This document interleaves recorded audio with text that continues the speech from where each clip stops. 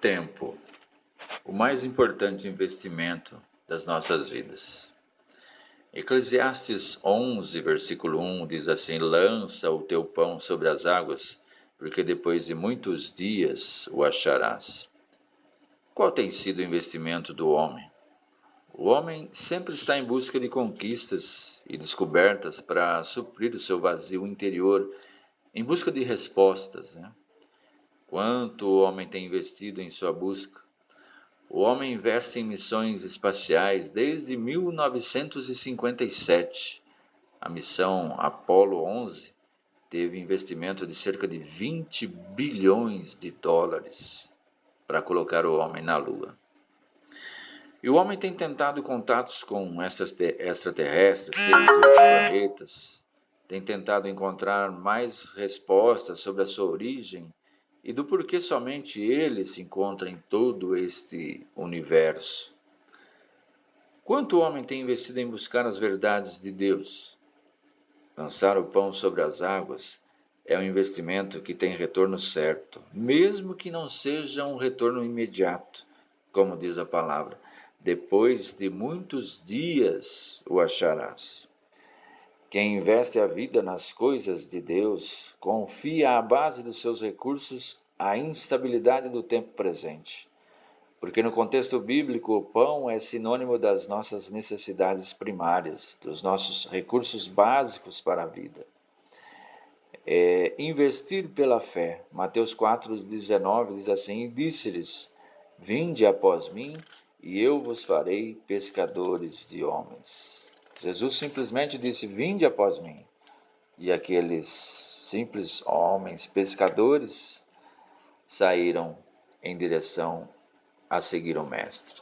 Sabemos que o investimento que se faz pela fé produz resultados, porque você lança o pão nas águas e ele desaparece. Um dia, entretanto, ele volta, produz resultados, e esse é o milagre da fé.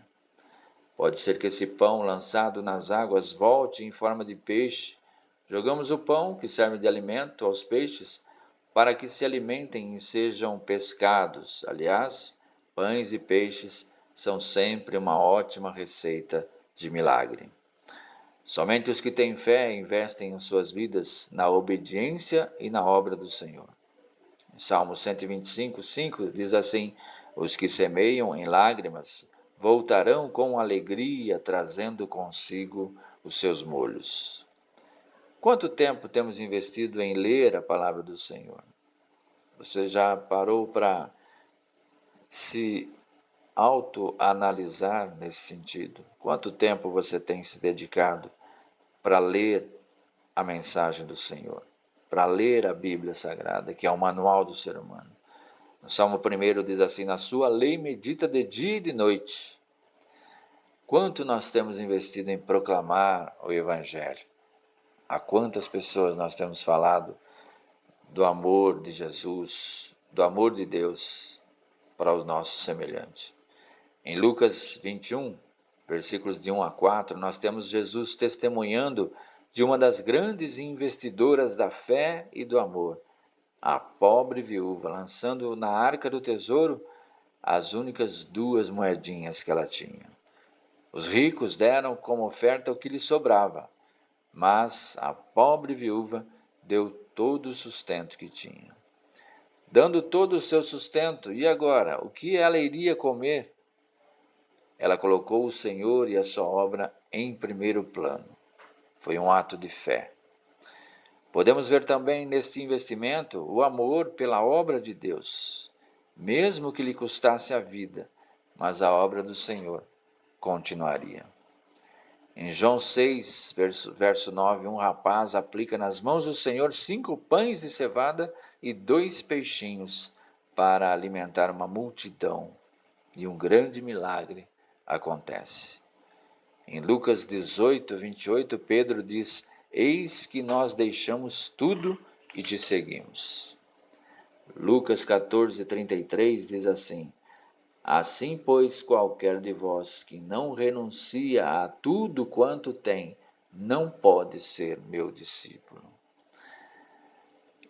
Se desprendendo de todo o tempo, os discípulos fizeram isso. se desprenderam de tudo, daquilo que faziam, do tempo que eles tinham para pescaria, dos cuidados que eles teriam com as suas vidas, seus lares, entregaram a sua vida em seguir o Mestre.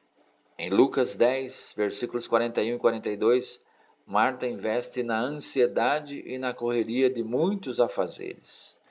Maria investe na boa parte, a parte de ouvir ao Senhor. Nós temos que parar de correr de um lado para o outro, sem destino. Nós temos que buscar o caminho correto.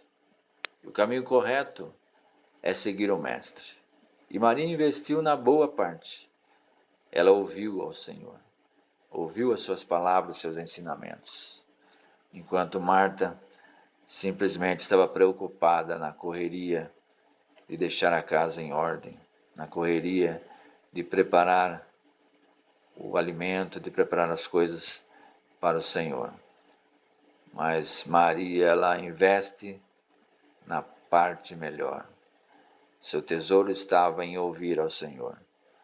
Em Marcos 8,36, diz assim: pois que aproveitaria o homem ganhar todo o mundo e perder a sua alma?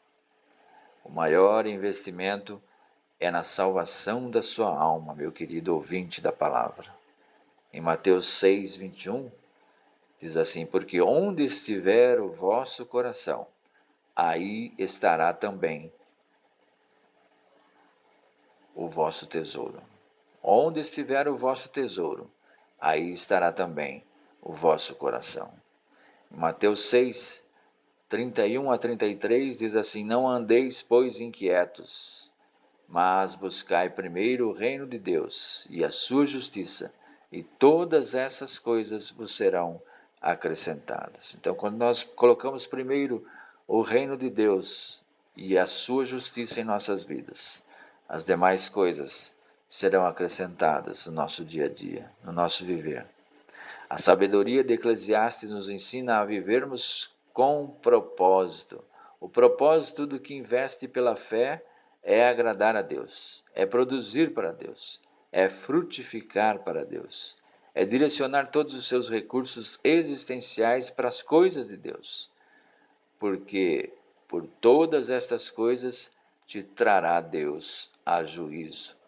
Deus requererá de todos nós o fruto do nosso investimento, daquilo que estamos investindo na vida que Ele nos deu.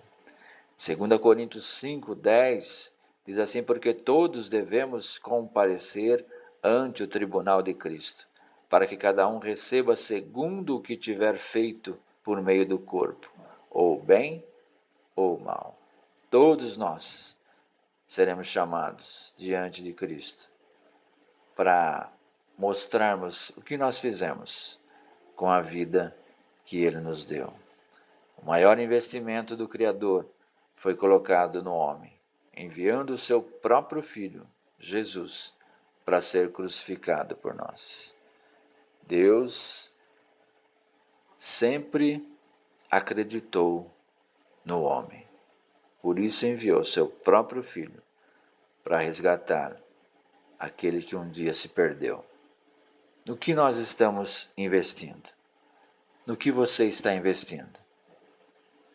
Temos que buscar a Deus em primeiro lugar.